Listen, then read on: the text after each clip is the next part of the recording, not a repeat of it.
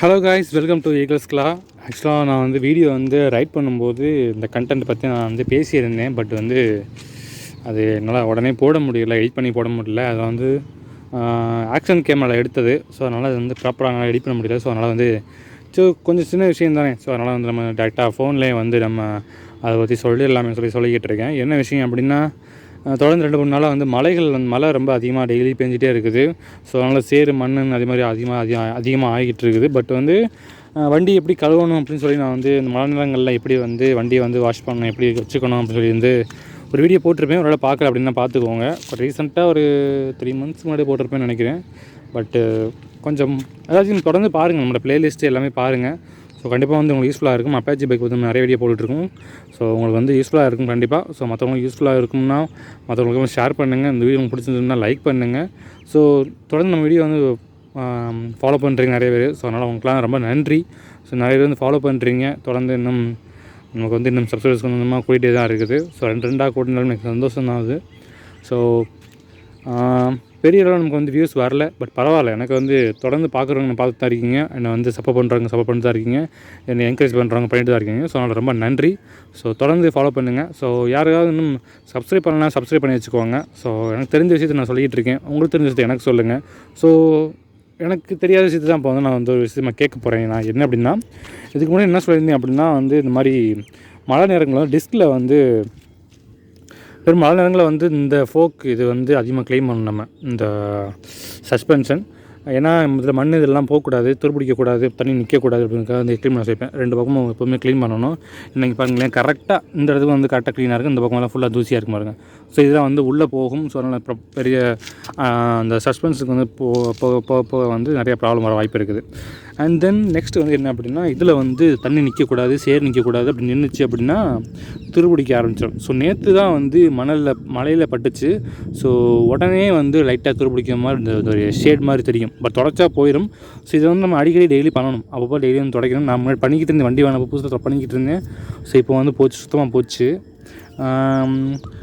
அப்புறம் காலையில் வந்து கொஞ்சம் தொடர்ந்து 2-3 நாளாக வந்து இப்போ இந்த சவுண்டுங்கிறது வருது. இப்போ ரொம்ப அதிகமாக வருது.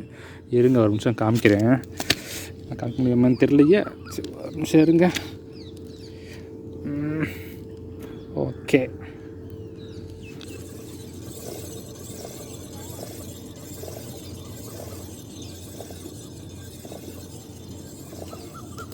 சவுண்டு கேட்குதா? சலசலன்னு சவுண்டு கேட்குதா?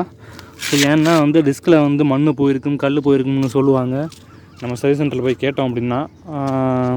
ஸோ இதுக்கு முன்னாடி இந்த இஷ்யூ வந்து நடந்திருக்கு. ஸோ என்ன இதுக்கு முன்னாடி கேட்டப்போ என்ன சொன்னாங்க அப்படின்னா, அது ஒன்றும் இல்லை, அப்படி தான் உடச்சி தான் இருக்கும், அது போக போக சரியாக போயிடும் அப்படின்னாங்க. அப்புறம் பார்த்தா டிஸ்க்கு போச்சு அப்படின்ட்டாங்க. அப்புறம் டிஸ்க்கு மாற்றணும் அப்படின்னாங்க. டிஸ்க்லாம் மாற்ற முடியாது, எனக்கு வந்து காசுலாம் இல்லை அப்படின்ட்டு இருந்தாருன்ட்டு போகுது. ஏன்னா பிரேக் பண்ணுங்க ஓரளவுக்கு பிடிச்சிச்சு. நம்ம ரொம்ப சடன் பிரேக் தேவைப்பட்டால் தான் வந்து நமக்கு வந்து டிஸ்க்கு இதெல்லாம் வந்து ரொம்ப ப்ராப்பராக நம்ம வந்து பார்க்கணும். ஸோ நம்ம ஓரளவுக்கு நார்மலான பிரேக் இருந்தாலும் நமக்கு போதுங்கிறதுனால வேணாம் அப்படின்னா அப்புறம் என்ன பண்ணாங்க அப்படின்னா, இந்த இருக்கு இல்லையா, இந்த கோடு மாதிரி இருக்கு பாருங்கள், இதை வந்து ரொம்ப இந்த இடத்துல ஃபுல்லாக கீறிடுச்சு ஃபுல்லாக. ஸோ அந்த கோடு மாதிரி தெரியுது இல்லையா இந்த இடம். ஸோ இது ஃபுல்லாக வந்து ரொம்ப தடம் தெரிஞ்சு, ரொம்ப பள்ளம் மாதிரி இருந்துச்சு, பள்ளம் மேடு மாதிரி இருந்துச்சு. இந்த மட்டும் ரொம்ப கீறி ரொம்ப இதாக இருந்துச்சு, ரொம்ப மேடாக இருந்துச்சு. ஸோ அதனால் வந்து ஃபுல்லாக தேய்ச்சி விட்டு போட்டாங்க. இப்போ ஓரளவுக்கு போய்கிட்டு இருக்குது. திரும்பவும் வந்து கல் ஏதோ போயிருக்கும் போல், அதனால் திரும்பவும் வந்து சவுண்டுங்கிறது வருது. பட் வந்து தேய்ச்சி விட்டு உள்ளே வந்து பிரேக் மட்டும் மாற்றுறாங்க. ஸோ அதுக்கு வந்து 600 700 நம்ம ஆச்சுன்னு நினைக்கிறேன். ஸோ இப்போ வந்து ஃப்ரண்ட்டில் வந்து அதே இஷ்யூ தான். பட் பேக்கில் வந்து அந்தளவுக்கு எதுவும் வரலை.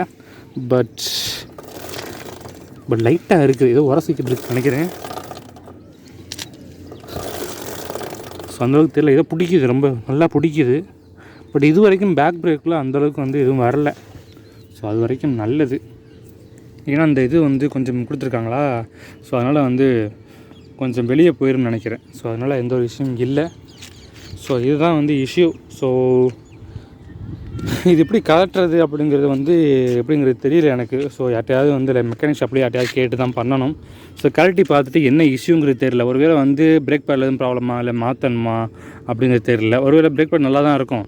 ஸோ மண் தூசி ஏதாவது போயிருக்கும். ஸோ துடைக்கணும் அப்படின்னாங்கன்னா நம்ம ப்ராப்பராக கரெக்டாக துடைக்கணும். ஏன்னா நம்ம வந்து இது எல்லாமே கலட்டிட்டு மாட்டுறோம் இல்லையா, கரெக்டாக அதை வந்து ஃபிட் பண்ணணும். ஸோ தெரியாமல் பண்ணிடக்கூடாது. பெரிய இஷ்யூ ஆக்கிடும் அப்புறம் அது. ஸோ தெரிஞ்சால் பண்ணணும், தெரியல அப்படின்னா தெரிஞ்சவங்கள்ட்ட படம் சொல்லணும். ஸோ அதுதான் விஷயம். ஸோ இதை தான் கைஸ் சொல்ல வந்தேன் நான். ஸோ எனக்கு வந்து இப்போ என்ன பண்ணுறதுன்னு தெரியல. ஸோ நான் எதிர்பார்க்குறேன் அப்படின்னா க்ளீன் பண்ணிட்டு போடணுமா அப்படி இதெல்லாம் கேள்விக்குறியாக இருக்குது. ஸோ நீங்கள் என்ன பண்ணுறீங்க? உங்களுக்கு இந்த மாதிரி வந்து மழை நேரங்களில் வந்து மண் தூசி இது மாதிரி போய் ஏதாவது வந்து சவுண்டு கேட்குதா? அதுமாதிரி டிஸ்கிலலாம் வந்து இந்த துரு பிடிச்சா என்ன பண்ணுறீங்க? ஸோ அந்த மாதிரி விஷயங்கள்லாம் கொஞ்சம் சொல்லுங்கள், மற்றவங்களுக்கு யூஸ்ஃபுல்லாக இருக்கும். ஸோ ஒருவேளை சொன்னீங்க அப்படின்னா நான் வந்து ஃபுல்லாக கலெக்ட் பண்ணி ஸோ அதை வந்து ஒரு வீடியோ சொல்லுவேன் நான்.